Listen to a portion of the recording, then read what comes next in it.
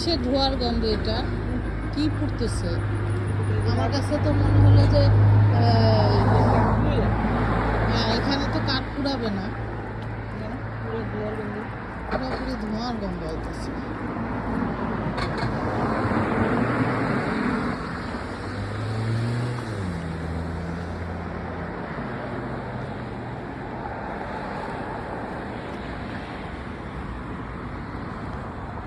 এইটা হলো mail box, বুঝছেন?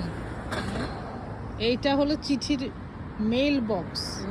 আমাদের মেইলগুলো এই জায়গায় আসে না, এখানে আসতে পারে, আবার এখান থেকেও চিঠি যায়।